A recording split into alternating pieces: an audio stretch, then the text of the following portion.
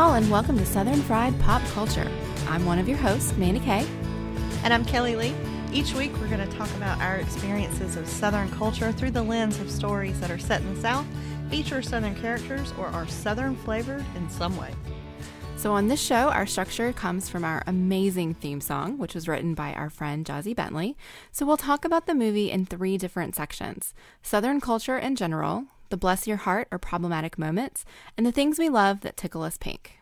This week we're talking about Big Fish, based on the novel by Daniel Wallace, with a screenplay by John August.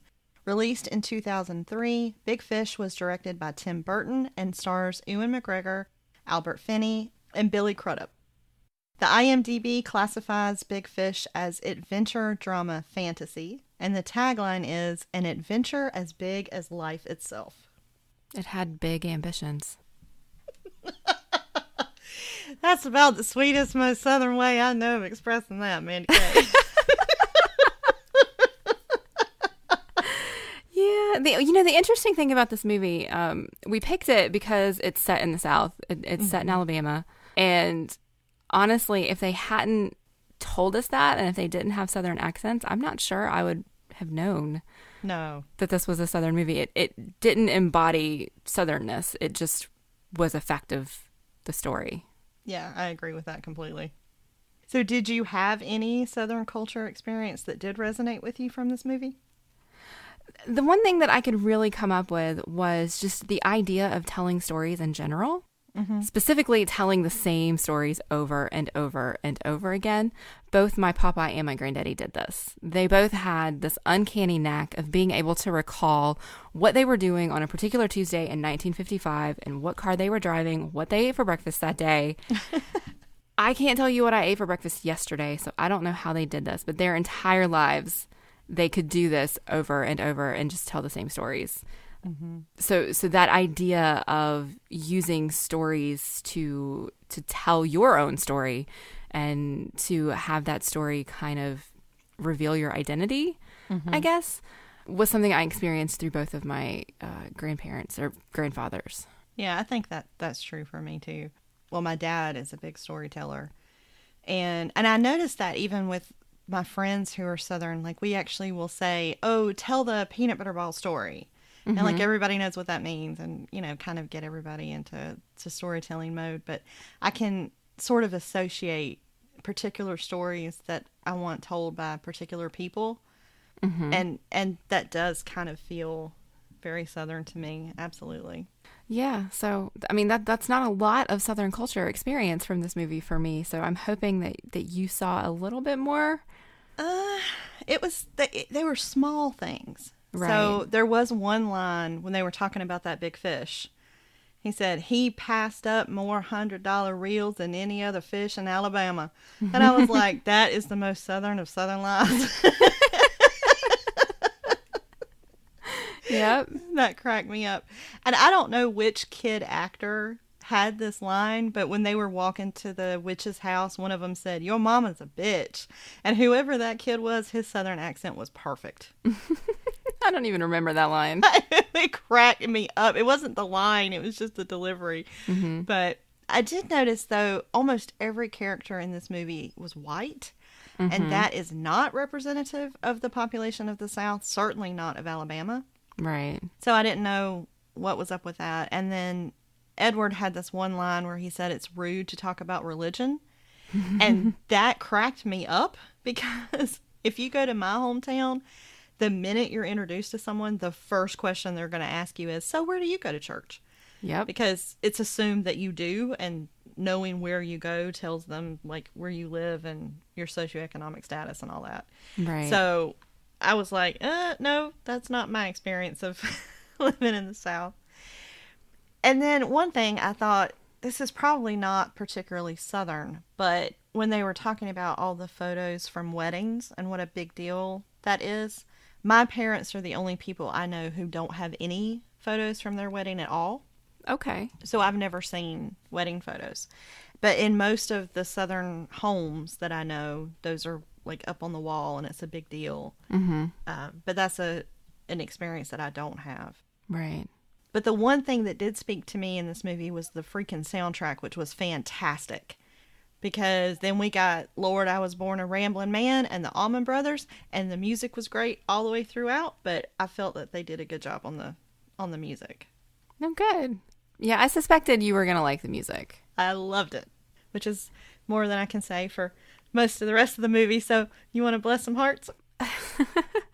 So, God, this movie is so weird. I did not remember this. I've seen it before, and all I remembered was the feeling that I had at the end. You know, and I talked about this last week with The Time to Kill. I remembered that movie being so full of hope and being so good because of the ending. And just like with The Time to Kill, I forgot what we had to go through to get to the end. Yeah. And I was shocked to discover how boring this movie is. Yeah. This movie should not be boring. It has a phenomenal cast. It's about tall tales. It's about a big fish. It's about a circus and a carnival and like a witch in the swamp and just so many things. It should be delightful, but it just wasn't. I'm so glad that was your experience too, because I was bored out of my mind and I felt so bad for being so bored. Yeah, I don't know what could have made it not be boring. Like, I really legitimately don't, because the stories were adventurous and they were fantastical, but they were also just a little bit mundane, I think. I don't know. I honestly don't know how to make it better. But yeah. But other than that, I think the one thing that I really took issue with in this movie is the silliest thing. When Edward ended up Inspector the first time, and they had him over for dinner, they were eating at the dining room table out of rocking chairs. I'm sorry, rocking chairs are for porches, not dining rooms. Correct.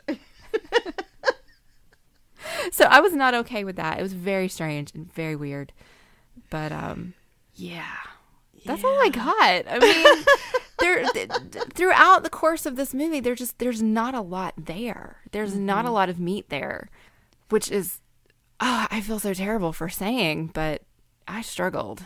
I did too. And I think this one was very different, because most of the movies we've watched, I would say I have a very passionate reaction to, one way or another. Right. And there is no passion for me in this. This was not a strong emotional experience at all. But it did kind of put me in a contemplative state. So I tried to look at it from that lens. Okay. And I came up with some questions to ask you when we get to the end. Okay. I was trying to think what could work for me, right? And as a love letter to story in general, I can appreciate it from there, even though it's a very slow start and a very slow burn. And the strongest part of the story seems to be the father-son dynamic. And it was simply beyond my scope of understanding. Right. But I asked several male friends about this movie, and they all related very strongly to that father-son dynamic. So I didn't want to bless the movie's heart for having a storyline that I just couldn't relate to. So I'll stick with the misogynistic shit that truly pissed me off. And Yeah, I knew you were going to have some things to say. Yes. So this line needs to go. When Edward said, "Sometimes the only way to catch an uncatchable woman is to offer her a wedding ring." If we were not watching this for Southern Fried Pop Culture, I would have turned the movie off right then and there. Oh, okay. I was like, oh my God. Oh. Yeah, I could just like feel you rolling your eyes when that line came up. It was awful. And the whole thing about Edward falling in love with Sandra, just he sees her one time and then he's collecting these facts about her. You know, she likes daffodils, she's going to college, she likes music. And I'm like, that was possessive in a way that just felt gross to me, because none of those descriptions are actually who she is as a person. She was like an object for him to pursue on a treasure hunt. And you know, he showed up at her sorority house and he was like, "You don't know me, but my name is Edward Bloom and I love you." And I was like, "Hello, stalker." Like, yeah. I think this Edward learned from like Twilight's Edward, and I was just not it was not okay. And for the record, "I love you and I will marry you" is not romantic, because What does she want, for crying out loud? Like, does this girl even like him? Or does she even have a choice in the matter? Or is it just boy meets girl, boy falls in love, boy pursues relentlessly with a series of romantic gestures? And, ugh, no, I hated all of it. I knew you were going to hate it, and I completely understand. I think the movie is trying to tell us that they both fell in love with each other, but we're only getting Edward's side of the story. Okay. Like, if I think about it that way, it's slightly less rage-inducing, but the way it was presented was definitely creepy and not super okay. And I mean, it did look like they really came to love each other. Right. You know, and the end love story with them was great, but no, it was just not for me. But then I had like 3 bless your heart things that were not connected. Okay. So one was using a wedding ring as bait. This cynic in me thought that is the best, whoops, I left my ring in another woman's bed cover story for a fisherman that I've ever heard. Wow, that is super cynical. Right? I mean, a wedding ring is bait? Come on. Like, you don't, like, I don't know. It just. Well, he got it back. It cracked me up. It's just like, okay. And then everybody being barefoot in Spectre, and then Edward left. Mm-hmm. And I was like, honey, there are ways of getting your shoes down from there. Right. Was there not a single ladder in the whole town? I mean, come on. You're going to walk through a forest barefoot because a little girl threw your shoes up on a pole? I mean, what? I don't know. But the part that really, really made me mad was this conversation between father and son, where Edward was like, having a kid changes everything. You've got to change diapers and get up for feedings and blah, blah, blah, blah, blah. And Will said, well, did you do any of that? And Edward said, no, but I hear it's terrible. And I was like, great. There's an excellent model for fathering right there. Parenting as a mother-only job just pisses me off. And it should, but I mean, that was definitely a product of his time. Yeah. Even Dr. Bennett commented on that when he was talking about Will's birth story and why his dad wasn't there, and how even if his dad had been there, it wouldn't have been any different because men just didn't do those things. So I think the movie was self-aware about it. Yeah. Oh, yeah. And I think that level of disengagement of each other is really what's driving the father-son relationship that this story is working to redeem. Mm-hmm. So, yeah, it's terrible, but necessary for this movie. I think you have a much better take on that than I do. So we'll go with yours. So was there anything that made you tickle pink? Oh, yeah. Well, yeah. Okay. So first, the cast of this is phenomenal. Mm-hmm. I was shocked when the credits were running across the beginning. I was just like, wow, Danny DeVito, Helena Bonham Carter. Well, of course she's in it because Tim Burton directed it. But, right. You know, Ewan McGregor, Jessica Lange, Alison Lohman. It was just name after name after name. So I am completely shocked at how bored I was watching this movie with this cast and with this director. But they were good, and they were good at what they did. You know, they did well with what they had to work with, I think. Yeah. Mm-hmm. But then we get to the ending, and the ending redeems the whole dang movie for me every time. Aww. I knew I was going to cry. I had remembered crying the first time I saw it, and I knew it was going to happen again. And as soon as Edward asked Will to tell him how it ends, I started crying. And I did not stop until it was done. And I think Will finally embracing his father's storytelling instead of pushing against it and trying to make his father stop being who he was by embracing that and giving him exactly what he needed when he needed it was sheer perfection to me. And I can't even express adequately the way my heart felt. Like, my heart wanted to explode. It got so full from watching that scene and watching Will finally understand who his father was. I love your take on that. Oh, I didn't cry at all. I know. You and everybody's going to be like, oh my God, Kelly, what is wrong with you? I thought it was very tender and very touching, you know, and it was a very good ending. But I just wasn't emotionally moved enough, I guess, to be that emotionally connected, even by the time we got to the end. So maybe it just didn't hit me the way that it was intended. I don't know. But the ending, which I did think was great, that ending with the circus and all the people showing up at the river reminds me of My Life with Michael Keaton. I don't think I've seen that. This was a movie from 1993, and I saw it in the theater. It's Michael Keaton and Nicole Kidman. And that movie made me cry so hard that I passed out from sobbing. Oh my gosh. In the theater? In the theater. And I literally thought I was going to die. Oh, wow. I think it is one of the like top 5 most crying beyond reason experiences I've ever had. And I mean, that movie broke me into little bitty pieces. I have never been able to rewatch it. And so it reminded me of that, but not as strongly. Like, so it was similar enough that I could really appreciate the beauty of it, but it didn't come close to like a very similar experience that I'd had in another movie.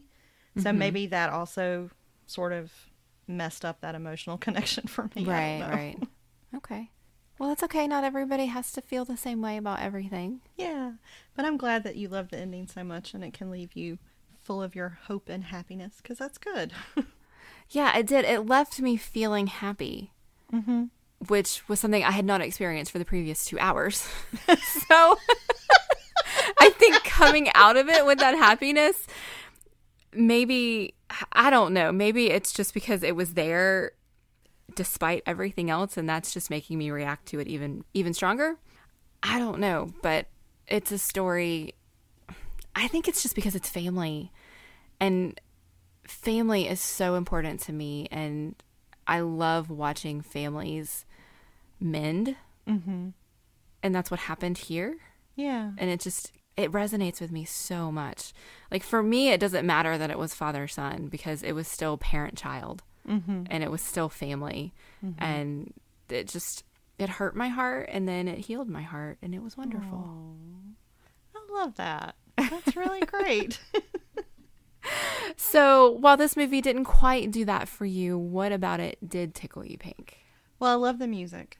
I love the visuals. I mean, Tim Burton is an amazing visual director. And I love the fantastical.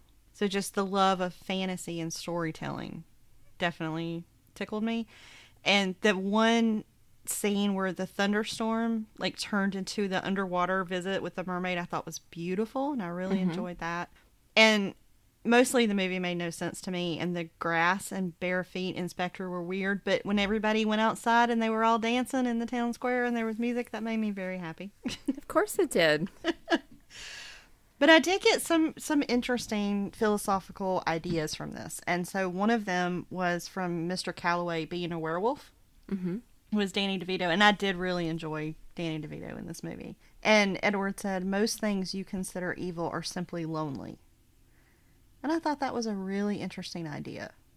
I just appreciated it for being thought-provoking. Yeah. The poet delighted me, especially when he turned to a life of crime and started robbing banks. And when he said there had been a poem I think he'd been working on for like 10 years. 12 years. And 12 years. He let Edward read it. And Edward said, it's only 3 lines long. And the poet was like, this is why you should never show work in progress. Yep. That was hilarious to me. But I did really like the idea of the role of story in our lives. You know, there was that great quote from Will. It says, a man tells a story so many times that he becomes the story. They live on after him, and in that way he becomes immortal. And I like the kind of juxtaposition between that and Edward sort of criticizing Will's ability to tell stories, where he said to Will's fiance, he was like, well, he would have told it wrong anyway. All the facts and none of the flavor. Right. And I thought, so the son wants truth and the father wants story. And that was kind of an interesting conflict. But I did really like the growing pains metaphor for like the idea of wanting a bigger life. And, you know, Danny DeVito's character told Edward Bloom, like, you were a big fish in a small pond, but this is the ocean and you're drowning. And so, like, that whole idea of big fish and what that means and what it means in your life and what it symbolizes, I thought that was really cool. And then at the end, Will tells his father, you know, you became what you always were, a big fish. And so he's kind of like giving that to him as a gift, which I thought was good. And I think Edward touched other people's lives by being part of their stories. And the My Girl in the River with the Wedding Ring was very sweet. I did like that. Okay. And in thinking about him as a big fish, like, I really liked how he needed to be in water as opposed to drinking it. Mm-hmm. Like, when he got really thirsty, he poured the water on his head. Right. And I like that a lot. And my favorite scene of the movie was when he was in the bathtub, fully dressed, and Sandra came in and got in the bathtub with him. Mm-hmm. And she, you know, she still had on her really pretty dress too. But they just had this moment of like holding each other in the water. And I thought that was really beautiful. It was really beautiful, but it was heartbreaking because they were finally accepting that his life was going to end soon. Yeah. And it made me sad. Yeah, it was very sad. It was very sweet, but I think it was very beautiful in its own way. Yeah. I think this movie is beautiful. Even despite its like lack of, I don't want to say depth, but lack of flavor, maybe. Mm-hmm. Mm-hmm. You know, it's very flat, but it's still pretty. Yes. Which I guess is what happens when you get Tim Burton to direct your movie. Maybe so. But it was definitely pretty. I wonder if the book is a different experience. Oh, maybe so. I didn't realize this was a novel adaptation, Mm-hmm. but I'm curious. So if any of our listeners have read the book, I would be interested to know your thoughts about it. Yeah, me too. That would be an interesting comparison. Yeah. So did you have other thoughts that did not fit into our buckets?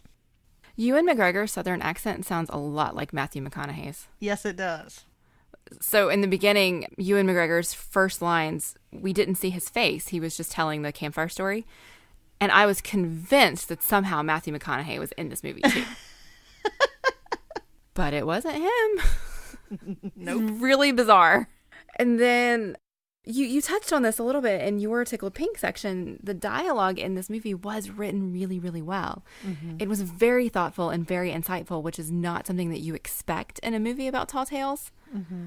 So you get this line from Will. He says, I didn't see anything of myself in my father, and I don't think he saw anything of himself in me. We were like strangers who knew each other very well. Mm-hmm. And I can relate to that. And it's very accurately written for that kind of relationship where your family, you are intimate family, but you don't engage with one another. Mm-hmm. And then at the end, Jenny was finally telling Will some of the stories, and Will said, well, it's not logical because you can't possibly be the same witch in the swamp because my father was a boy when that happened to him. And she responds with, it's logical if you think like your father. To him, there's only two women, your mother and everybody else. Yeah, and that line right there put every part of Edward in perspective for me. Mm-hmm. It was the perfect analogy for how he thought and how his stories worked. And I just really liked it. Yeah. Can you talk more about that? Like, there's only two women, your mother and everyone else. Because I thought it was a really good line, but I don't know that I have fully unpacked it. Well, so if there's only two women, your mother and everybody else, then the bits that are his mother are very specific to her, to Sandra. Like, so every moment with Sandra is pinpointed and clear for him. Mm-hmm. Every other woman is just somebody else. And so when he tells a story, it can be any woman. It can be the witch. It can be Jenny. It can be, I don't remember any other women's names in this movie, which is probably problematic. But I think by Edward not really seeing anybody else because he's so focused on the love of his life that when he tells stories, he can just put in anybody that makes sense to him in that moment. Okay. At least that's kind of how I read it. And it made perfect sense in my head. That makes sense, because one of the things I was wondering about was at the funeral, you know, we see these real characters, like these real people who were characters in his story. And the conjoined twins were twins, but they weren't conjoined. Right. And I put that in the all the facts, none of the flavor box. Uh-huh. But the way you're explaining it makes more sense. Yeah, I think so. It was just... I don't know. Do you ever have something that just makes perfect sense in your head and you cannot articulate it? Always. That's where I am right now. I think for him, anybody who wasn't Sandra was a prop in his story. And I feel like that's a terrible thing to say because that is reducing people to objects. Mm-hmm. And I don't really think that's the intent here. It's the intent is to show his focus was on the love of his life. Mm-hmm. And so the rest of the world was just there. I think there was a time in my life where I would have found that very romantic. And now I'm too old and jaded. I still think it's very sweet. I think the two of them grew to be very sweet. Like Yes. at the end, I really did like them Yes. together. It was just the beginning of it made me so frustrated and mad. But it does make you wonder what the real story is behind how they met. Yeah. You know, how much of the story that we got was bombastic and fantastical and exaggerated versus what actually happened. Yeah. We'll never know. Unless they make Big Fish 2 and they tell it from her perspective, and I don't know that I would watch it if they did. Please, God, no. All right. What about you? What other thoughts did you have about this one? So for some reason, and I don't know why, the rating for this movie caught my attention. I don't know if it was how it was positioned on the screen or if it was because the music behind it, but I noticed that it was rated PG-13, and then I realized I have not paid attention to that for any of the other movies we've watched. I don't think I have either. I was just like, huh. So moving forward, I'm going to try to pay attention to what they're actually rated because I think that may also influence some of what we see in the movie. So I just thought that was interesting. But it gave me 2 philosophical questions for you. So, ready? Okay. Yeah. All right. Question 1. Do you believe in love at first sight? The romantic in me wants to say yes. Mm-hmm. The pragmatist says no. And the way I compromise that is I think if 2 people experience it at the same time with each other, then it's possible. Mm-hmm. But you can't have it the way it was portrayed with Edward and Sandra, where it's just completely one-sided, because that's not love. Yes. Because he had that quote. He said, they say when you meet the love of your life, time stops. And that's true. And I had to pause the movie and like write in my notes, no, it's not.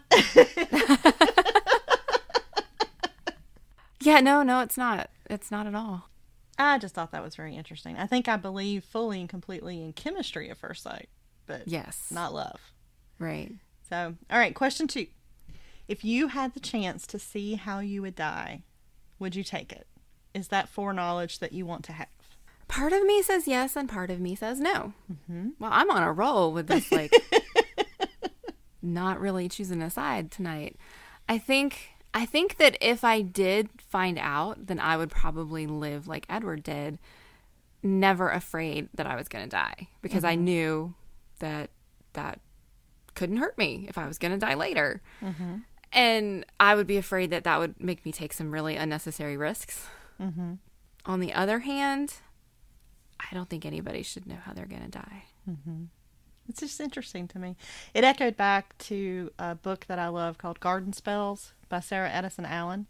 Yes. There's an apple tree. And if you eat one of the apples, it shows you how you die. Mm-hmm. And I've just always been curious, like, if I found myself in front of that apple tree, would I take a bite or not? And I don't know the answer. But I really liked young Edward when he went to try to sneak into the witch, her house. Mm-hmm. And he was like, hi, I'm Edward. And he like introduced himself, and he was really polite. And he asked nicely if he could see her. And then he was really philosophical and deliberate about asking to see his death. And I thought that was kind of cute.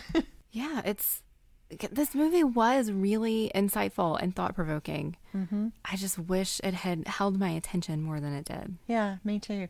And it's odd for me to say, okay, this movie left me with philosophical questions, but I also felt really disengaged the entire time I was watching it. It's a weird kind of experience. It really is. Like, I really don't know how to reconcile that in my head. Mm-hmm. But I had the exact same experience. All right, my dear. Well, this was the end of our season 2 of Southern Fried Pop Culture. We only did 8 episodes this time. So why don't you tell me what you loved about season 2?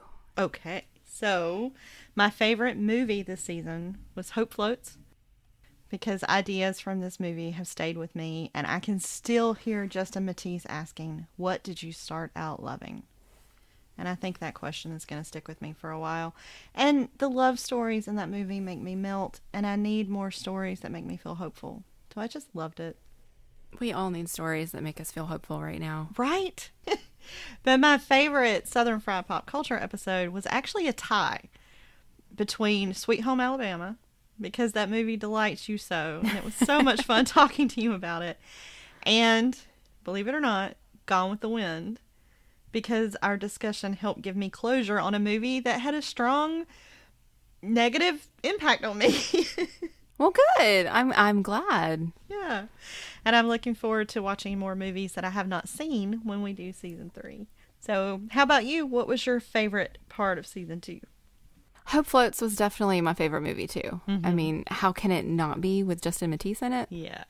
Really, that's all we need. I actually really liked our episode on Waitress because it delighted you to no end. And it let us explore the idea that two contradictory things can be true at the same time. Mm-hmm. So like liking the movie and the story while simultaneously hating the misogyny and particular brand of romance that were presented. Oh, yeah. I liked exploring that with you because it's not something that I tend to do. Mm-hmm. Usually I take things very surface level and I either like it or I don't. And this movie, I both loved it and hated it. Yeah. And so I really liked exploring that with you. Oh, that's great. I was looking for theater tickets, and Waitress the Musical is coming to St. Louis in April.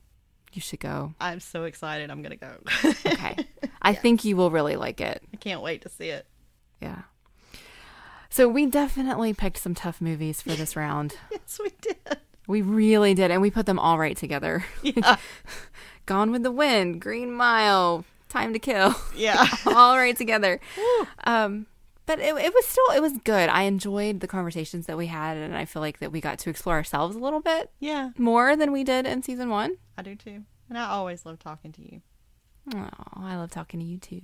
And we will be back with Southern Fried Pop Culture season 3 in January. Yes. If you want to join the conversation on Twitter, use the hashtag SFPop. Tell us what you thought about Big Fish, and let us know what you'd like us to watch for next season. We have plenty of time to start building that list. In the meantime, you can find me on Twitter at Mandi K, or you can email us at podcast@eloquentgushing.com. And you can find me on Twitter at Dr. Kelly Jones, or on the Chipperish Media podcast, Still Dead with Lonnie Diane Rich, and Orgasm with Noelle LaCroix. And Southern Fried Pop Culture is 100% funded by supporters like you through our Patreon page. For exclusive content and more, please visit us at patreon.com/eloquentgushing. Thanks to Jozi Bentley for our amazing show music, and thanks for a great season 2, y'all. We'll see you in January.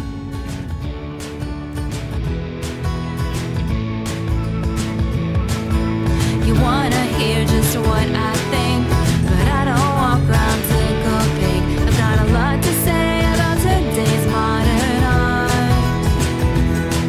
There's stories and there's counterpoints, and I have got my unique voice. I'm a professor who says bless your little heart.